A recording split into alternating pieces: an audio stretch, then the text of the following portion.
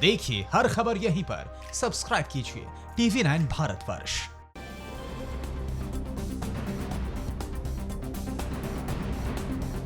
उधर यूपी में 30 जून तक किसी भी तरह की भीड़ जुटाने पर रोक लगा दी गई है। इसके अलावा कोरोना से निपटने के लिए योगी सरकार ने टेस्टिंग का दायरा भी बढ़ा दिया। देश में कहां 3 जमाती कोरोना पॉजिटिव पाए गए और कहां कोरोना वॉरियर से मारपीट हुई।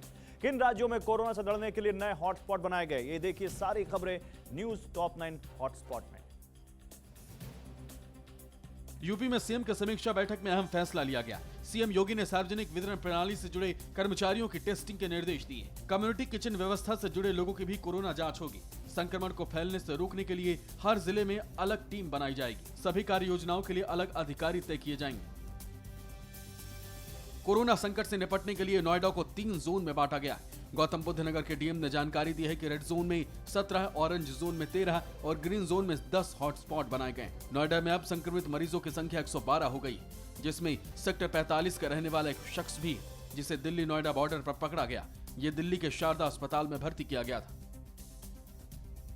यूपी के आगरा में कोरोना के 10 नए मामले सामने आने के बाद यहां संक्रमित लोगों की तादाद बढ़कर 358 हो गई है। कोरोना से अभी तक यहां 8 लोगों की मौत हो चुकी है। शुक्रवार को 13 नए मरीज मिले और 2 लोगों की मौत हो गई। मरीजों की तादाद और मौत के मामले में आगरा यूपी में सबसे ऊपर है। जिला प्रशासन ने साफ कर दिया है कि यहां पर 3 मई तक लॉकडाउन में कोई छूट नहीं दी जाएगी। यूपी के सीतापुर में तबलीगी जमात के 3 लोग कोरोना पॉजिटिव पाए गए। निजामुद्दीन मरकज से लौटे असम के इन जमातियों को बिस्वा इलाके में एक मस्जिद से पकड़ा गया था, जिसके बाद इन्हें 31 मार्च को एक स्थानीय स्कूल में क्वारंटीन किया गया था। प्रशासन के मुताबिक जमातियों का दूसरा सैंपल पॉजिटिव आया, जिसके बाद इन्हें कोविड-19 वार्ड में शिफ्ट किया गया।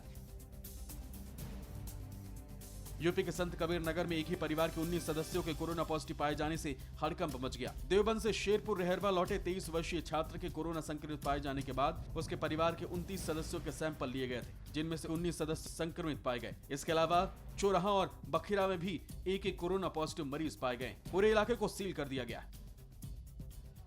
22 अप्रैल को नोएडा के गलगोटिया क्वारंटीन सेंटर से फरार कोरोना संक्रमित युवक को पुलिस ने अलीगढ़ के टप्पल से पकड़ लिया। सोनू नाम के इस युवक को नोएडा और अलीगढ़ पुलिस की संयुक्त टीम ने मौर गांव से पकड़ा, जिसके बाद उसके संपर्क में आए गांव के 25 लोगों को क्वारंटीन कर दिया गया है और 9 लोगों के सैंपल जांच के लिए भेजे गए।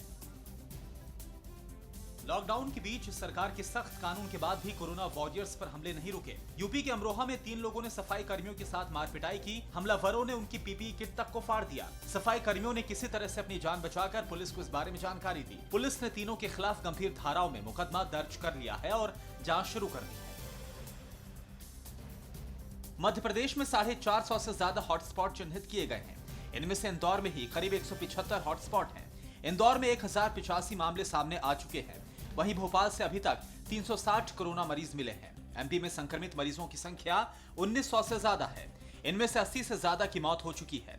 भोपाल में जगह जगह बैरिकेडिंग की गई है और आने जाने वालों की जांच की जा रही है। मध्य प्रदेश के खरगोन जिले के बड़गांव में हेयर सैलून में बाल कटाने और शेविंग कराने गए 6 लोग कोरोना संक्रमित हो गए। सैलून में गए 26 लोगों की जांच की गई। इसमें से 6 लोग संक्रमित पाए गए हैं। वहीं गुना के रतोधना गांव में 220 घरों को सील कर दिया गया है। दरअसल इंदौर से टीकमगढ़ पहुंचा एक साइकिल सवार कोरोना पॉजिटिव मरीज इस गांव में रुका था, जिसके बाद एहतियातन यह कदम उठाया गया। परवाह देश की, सोमवार से शुक्रवार रात 10 बजे TV9 भारतवर्ष पर।